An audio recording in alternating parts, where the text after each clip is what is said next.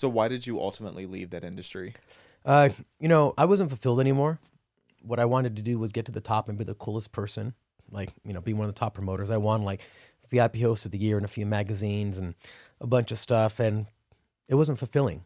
Yeah. I experienced everything a human being can experience, but that wasn't my passion. It was just something I liked at the time. So it was very easy for me to leave. Obviously, I'm a marketer and, I create content now, but I didn't create content back then like that. I would just show my lifestyle. So I guess I was a lifestyle content creator, if you want to call me that. But yeah, the last few years I was on my way out.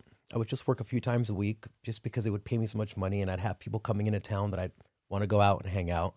And then COVID hit.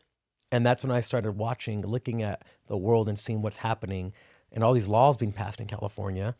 And my grandma fled communist Cuba in 1960s and the 60s. And everything she told me growing up, how a society turns communist, is exactly what I was seeing in California. So I was like, how are these laws being passed? And I started creating content about the stupid laws I saw being passed in California. And that's how I got into it. But Wow. yeah. And how do you think that's affected LA nightlife? Just all the communist laws that we see here. Well, I'll tell you one thing I didn't realize is how many sweet closet conservatives there are in Hollywood. That part. Wake that up. I can tell you how many security guards, promoters, managers that follow me. And when I see them, they always tell me, I love what you're doing. Keep doing it. And it's really shocking. There's a lot of closet conservatives in Los Angeles. It's Hollywood. Mhm. You would just never know it. So I'm glad that it's affecting the nightlife's idea of what is normal, of what should be freedom and what is, authoritarianism. And they're not exposed to this kind of content by anybody because they're probably following celebrities and, people who are just selling products or whatever.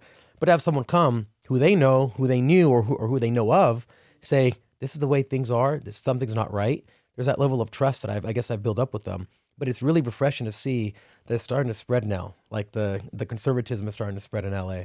See, I have been telling people that. I'm so glad that you are confirming that I am not capping because people really think I'm exaggerating. Like, I've only been in LA for just over 2 years now. Very first week I was here, I ended up befriending someone that worked in PR that takes me to a bunch of parties and like influencer meetups and stuff.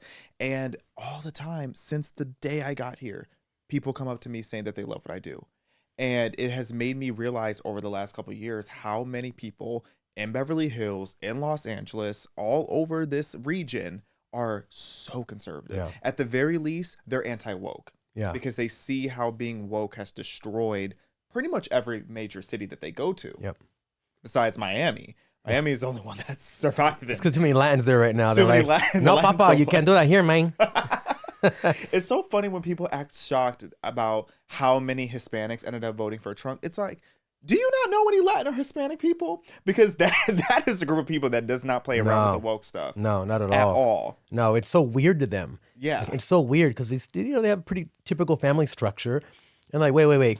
Do you want to be a girl, man? You're like, why? It's just, it doesn't resonate because they're not they're not going to high Ivy League universities. So they're not exposed to gender ideology and all this ridiculous and postmodernist stuff. So to them, they're like, that's just dumb. And that's how we used to be until, the country became wokeified and they're just like, no, that doesn't make any sense. I feel like that's how everybody is.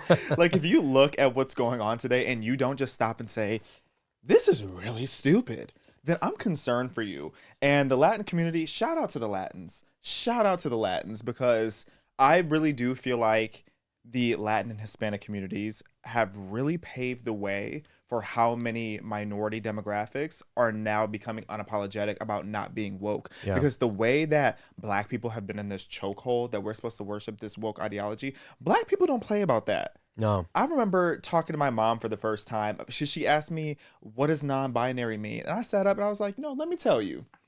And we have a family member that's non-binary. And I pretty much was like, yeah, so sometimes she wakes up and she thinks she's a boy that day. And then other days she's neither. And my mom was like, huh.